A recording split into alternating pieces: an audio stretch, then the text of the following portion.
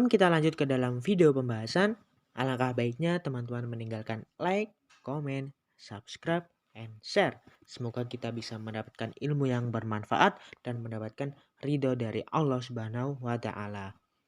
Tunggu apa lagi? Langsung saja kita ke video pembahasannya. Let's go!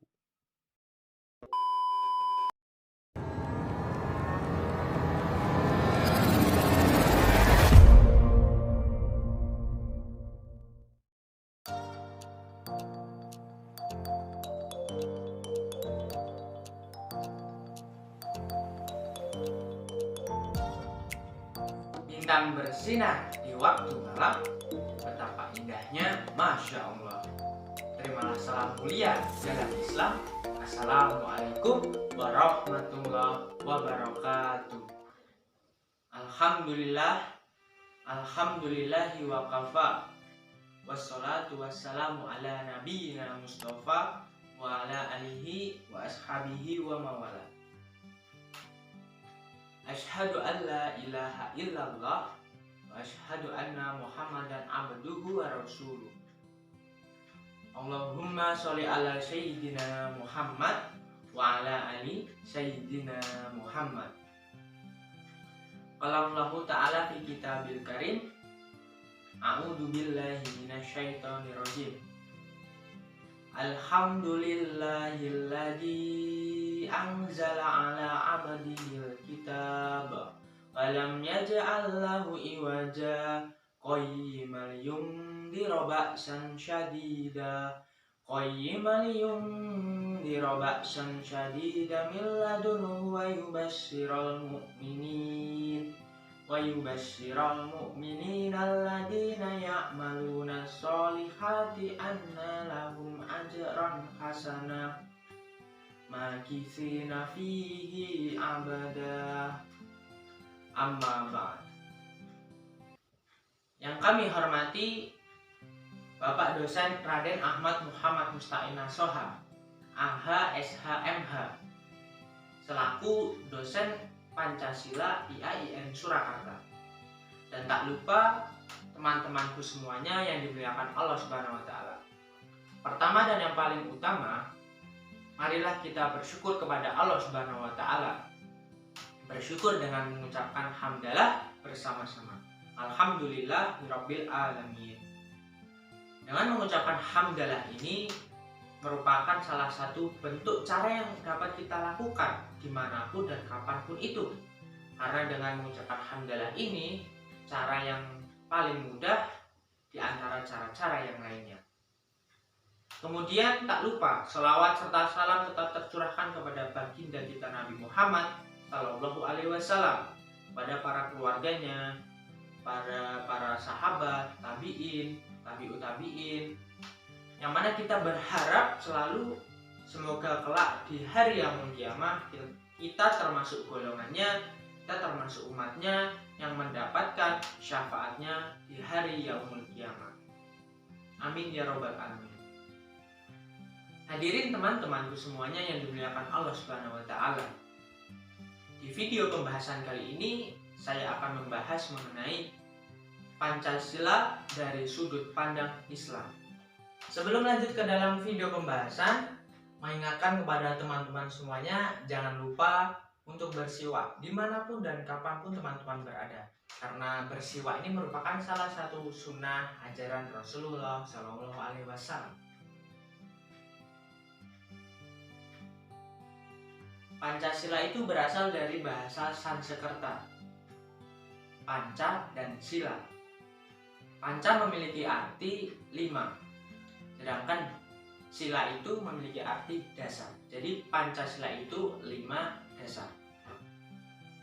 Dengan kata lain, Pancasila adalah dasar atau ideologi yang menjadi landasan bangsa Indonesia untuk mengatur pemerintahan, untuk mengatur jalannya negara ini, yang mengutamakan hal atau komponen di seluruh wilayah Indonesia. Kemudian teman-temanku semuanya, Pancasila ini dicetuskan oleh para pendiri bangsa Indonesia. Agar apa? agar negara kita mempunyai pondasi yang kuat, pondasi yang kokoh dalam menjalankan pemerintahan. Dengan artian, dengan adanya Pancasila ini, maka Indonesia memiliki dasar atau ideologi yang kuat dalam bernegara, sehingga bangsa Indonesia ini tidak mudah dipengaruhi dan dijajah oleh bangsa lain. Kemudian dasar negara Indonesia dilambangkan dengan burung Garuda yang terdapat 5 istilah atau 5 gambar, yaitu bintang, rantai, pohon beringin, kepala banteng, dan padi dan kapas. Yang mana 5 arti ini menggambarkan dari 5 sila Pancasila. Kemudian lambang negara Indonesia ini disebut dengan burung Garuda atau dengan Garuda Pancasila. Berikut ini adalah bunyi dari Pancasila. 1. Ketuhanan yang Maha Esa. 2. Kemanusiaan yang adil dan beradab. 3.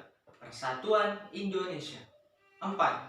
Kerakyatan yang dipimpin oleh hikmat kebijaksanaan dalam permusyawaratan perwakilan.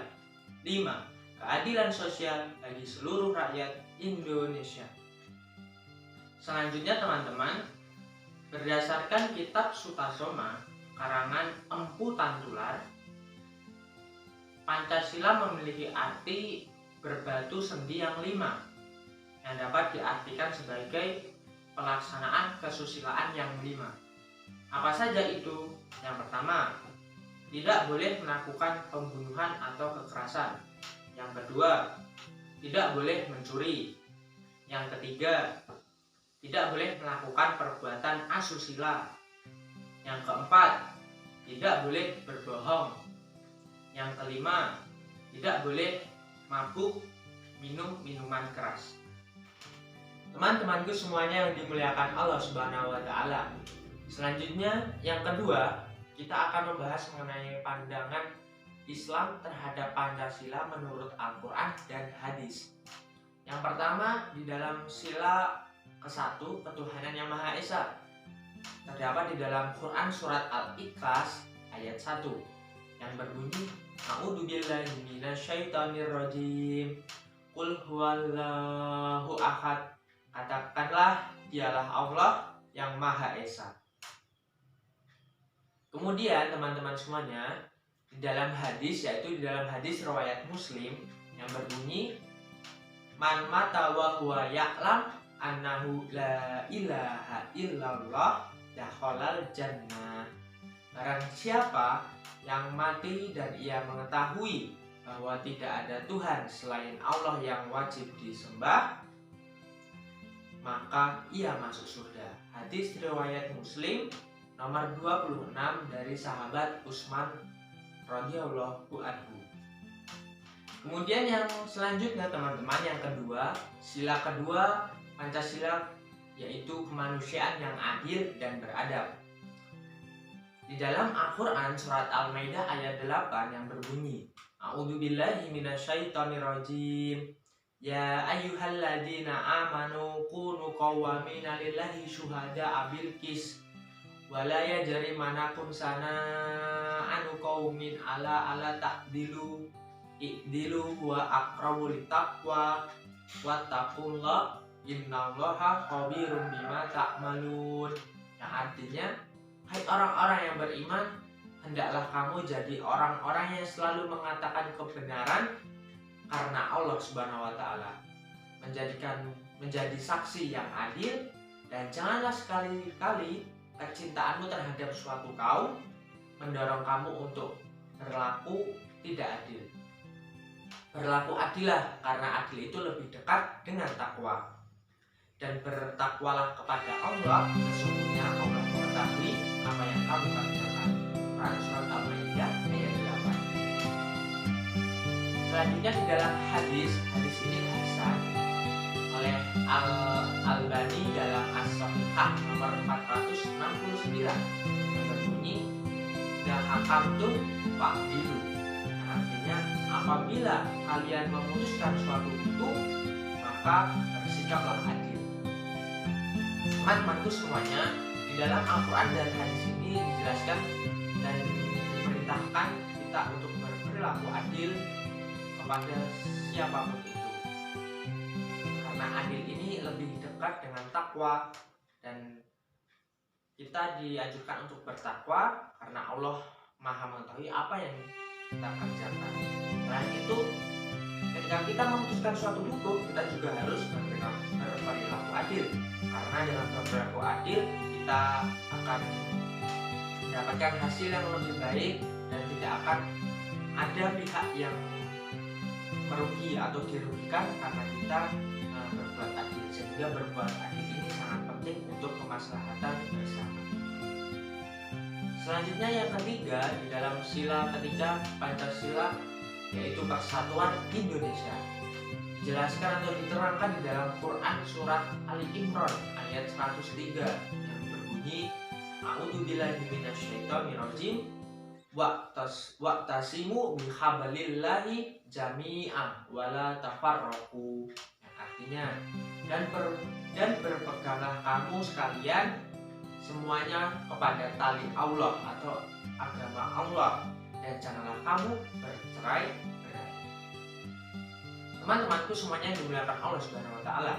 Kemudian di dalam hadis riwayat Muslim yang artinya sesungguhnya Allah meridhoi kamu dalam 3 perkara, yaitu menyembahnya dan tidak menyekutukannya.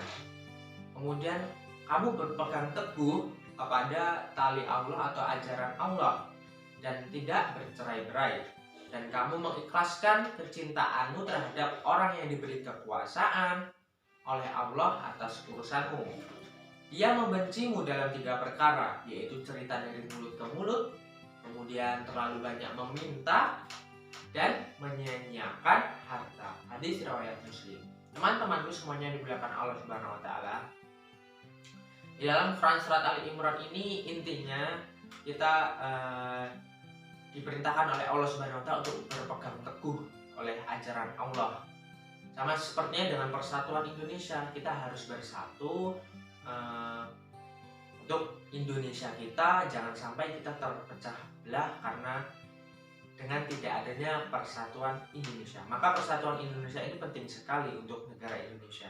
Kemudian di dalam hadis riwayat Muslim ini juga dijelaskan bahwasanya Allah itu meridhoi kita dalam 3 perkara, yaitu yang pertama menyembahnya dan tidak menyekutukannya, kemudian berpegang teguh pada ajaran Allah.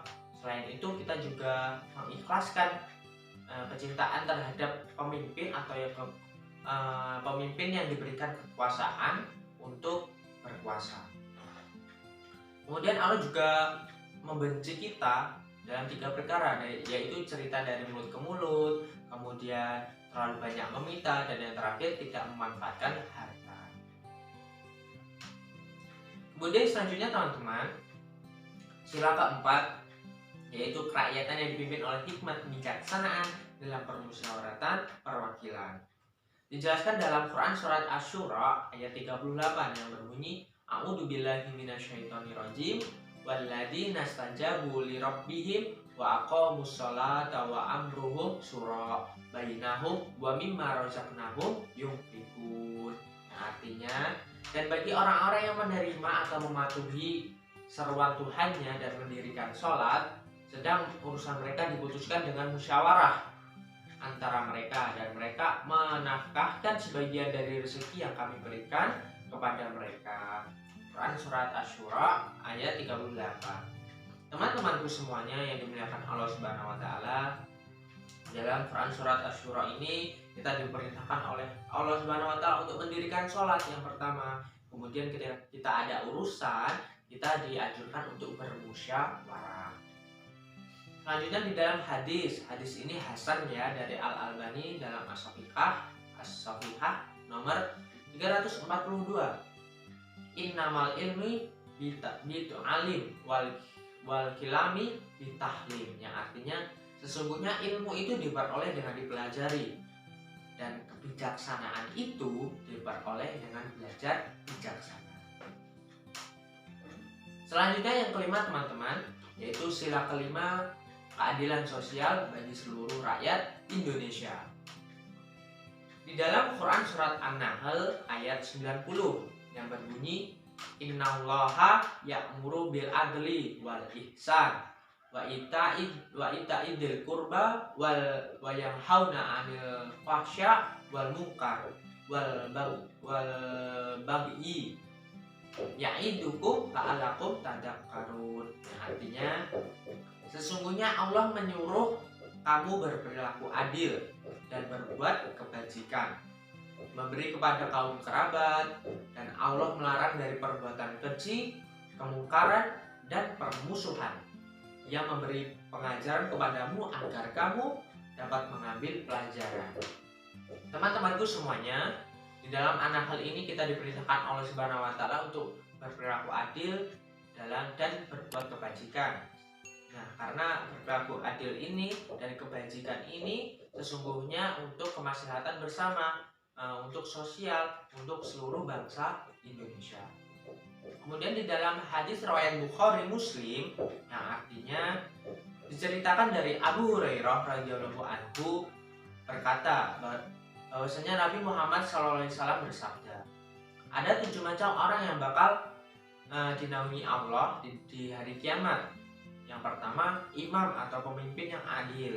Kemudian yang kedua, pemuda yang rajin beribadah kepada Allah Subhanahu wa Ta'ala. Kemudian yang ketiga, orang yang hatinya dekat dengan masjid. Yang keempat, 2 orang yang saling mencintai karena Allah, baik waktu berkumpul ataupun berpisah.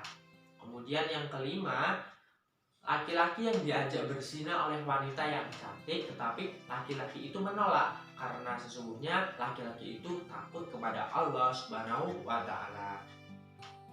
Kemudian yang keenam, orang yang bersedekah secara sembunyi-sembunyi sehingga tangan kirinya ini tidak mengetahui bahwasanya tangan kanan ini bersedekah. Kemudian yang ketujuh, yang terakhir, yaitu orang yang berzikir, ingat kepada Allah dengan sendiri sehingga bercucuran atau meneteskan air matanya. Hadis riwayat Bukhari Muslim. Teman-temanku semuanya, di dalam Pancasila ini, di dalam Al-Quran dan hadis juga telah saya sampaikan bahwasanya Pancasila itu ada semuanya di dalam Al-Quran dan hadis. Teman-temanku rahimani wa rahimakumullah yang dimuliakan Allah Subhanahu wa Ta'ala, yang ketiga kita akan membahas mengenai tujuan dan fungsi dari Pancasila.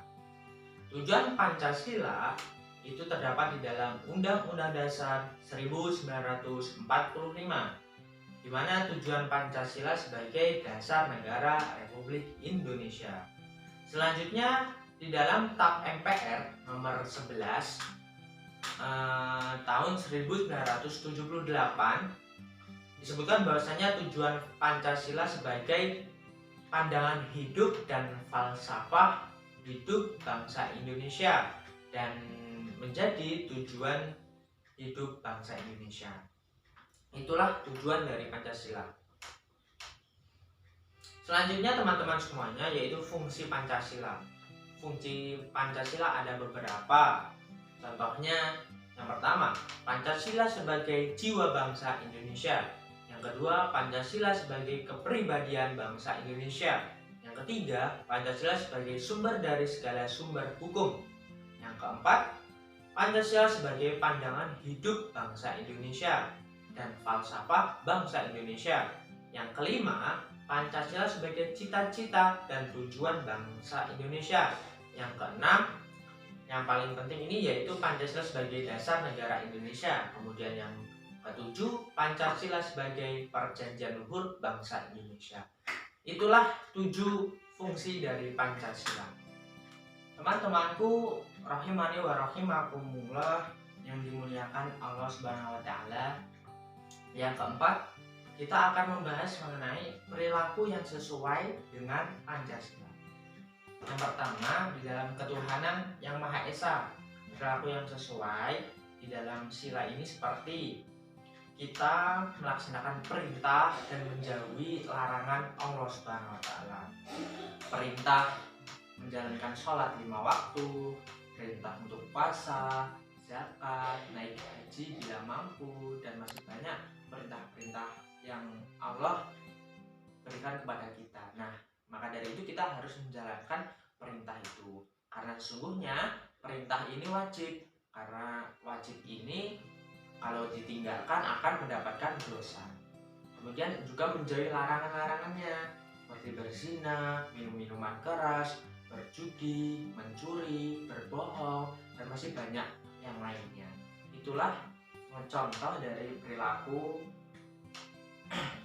ketuhanan yang Maha Esa. Selain itu, di dalam Quran surat Al-Kafirun ayat 6, lakum dinukum waliyadin, untukmu agamamu dan untukku agamaku. Nah, sehingga kita harus saling menghormati antar beragama, antar umat beragama. Karena sesungguhnya rasa toleransi ini dibutuhkan di dalam semua umat beragama. Kemudian yang kedua, di dalam sila kemanusiaan yang adil dan beradab. Perilaku yang sesuai dengan sila ini seperti kita harus berperilaku adil kepada siapapun, yang muda maupun yang tua. Ketika kita menetapkan suatu hukum, contohnya lembaga hukum atau seseorang itu harus berperilaku dengan adil-adilnya, karena adil ini akan menguntungkan semua pihak dan tidak merugikan pihak manapun. Kemudian selain itu kita juga harus beradab. Adab kita apa? Yaitu sopan santun kepada yang tua dan santun kepada siapapun, intinya kepada teman-teman kita, kepada guru-guru kita juga harus beradab. Sopan santun inilah yang menjadi adab kita terhadap semua orang. Kemudian yang ketiga di dalam sila Persatuan Indonesia. Nah, Persatuan Indonesia ini contoh perilakunya bisa diwujudkan seperti gotong royong ataupun kerja bakti. Nah, ketika kita gotong royong atau kerja bakti di lingkungan kita ataupun di mana saja, itu akan menumbuhkan rasa persatuan, rasa kebersamaan terhadap semua orang. Sehingga dengan kebersamaan itu akan menumbuhkan rasa bersatu. Kita bersatu dengan semuanya. Kemudian selain itu kita juga bisa mewujudkannya dengan cinta tanah air, yaitu cinta dengan membeli produk-produk dalam negeri. Kita aktifkan lagi, kita budayakan PPKM atau pemasukan daerah masing-masing. Kemudian apa saja yang berkaitan untuk mewujudkan persatuan Indonesia. Kemudian yang keempat yaitu sila keempat, kerakyatan yang dipimpin oleh hikmat kebijaksanaan dalam permusyawaratan perwakilan. Nah, dalam sila keempat ini contoh perilaku yang sesuai seperti kita harus bermusyawarah dalam menetapkan suatu hukum.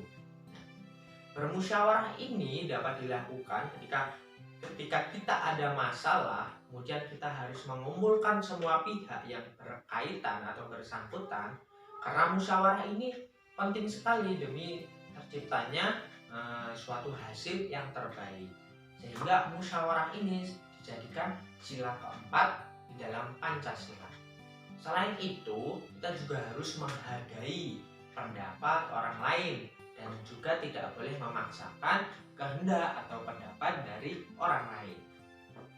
Kemudian yang kelima, di dalam sila keadilan sosial bagi seluruh rakyat Indonesia. Nah, sila kelima ini juga sama pentingnya, hampir mirip dengan sila kedua. Bahwasanya keadilan ini juga sama-sama penting, tetapi kalau keadilan di dalam sila kelima ini ditujukan untuk sosial, untuk semua masyarakat Indonesia. Kemudian contohnya yang bisa kita lakukan yaitu dengan berperilaku adil dan tidak pilih kasih, kemudian menghormati hak dan kewajiban orang lain. Selain itu kita juga harus menghargai karya orang lain, dan masih banyak lagi mungkin teman-teman bisa memahami atau menyebutkan yang lainnya. Itulah contoh-contoh perilaku yang sesuai dengan Pancasila. Makan sahur pakai sagu, paginya niat puasa. Karena sudah di penghujung waktu, mari sama-sama kita berdoa. Allahumma sholli ala sayyidina Muhammad wa ala ali sayyidina Muhammad. Alhamdulillahi rabbil alamin. Hamdan syakirin, hamdan na'imin, hamdan yu'afi ni'amahu wa yukafi mazidah. Ya Rabbana lakal hamdu kama yanbaghi li jalali wajhikal karim wa 'azimi sultanik. Allahumma inna nas'aluka salamatan fid din wa afiyatan fil jasadi wa ziyadatan fil ilmi wa barakatan fil rezeki wa taubatan qoblal maut wa rahmatan indal maut wa maghfiratan ba'dal maut. Rabbana hawin alaina fi sakaratil maut wa najatan minan nar wal afwa indal hisab. Allahumma rabbana taqabbal minna sholatana wa siyamana wa ruku'ana wa sujudana wa qu'udana wa tadarruana wa taqasu'ana wa ta'abudana wa tamim taksirana ya Allah ya Rabbal alamin. Allahumma arinal haqqa haqqa warzuqna tiba'ah wa arinal batila batila warzuqna ijtinabah. Allahumma minal muslimina wal muslimat wal mu'minina wal mu'minat al ahya'i minhum wal amwat innaka ala kulli syai'in qadir. Allahumma ighfirli wa li walidayya warhamhuma kama rabbayana shighara. Ihdinas siratal mustaqim, ihdinas siratal mustaqim, ihdinas siratal mustaqim, siratal ladzina an'amta 'alaihim ghairil maghdubi 'alaihim waladdallin. Amin. Rabbana atina min ladunka rahmah wa hayyi' lana min amrina rasyada. Rabbana dzalamna anfusana wa illam taghfir lana wa tarhamna lanakunanna minal khasirin. Rabbana atina fid dunya hasanah wa fil akhirati hasanah wa qina adzabannar. Subhana rabbika rabbil izzati amma yasifun wa salamun alal mursalin walhamdulillahi rabbil alamin. Demikianlah teman-teman semuanya pembahasan mengenai Pancasila dari sudut pandang Islam. Semoga teman-teman mendapatkan ilmu yang bermanfaat dan barokah setelah melihat video ini. Untuk teman-teman yang ingin bertanya maupun memberikan komentar atau sarannya, silahkan berkomentar di kolom komentar ya, karena dari komentar teman-teman, masukan dari teman-teman insya Allah akan sangat membantu diri saya pribadi. Kurang dan lebihnya mohon maaf.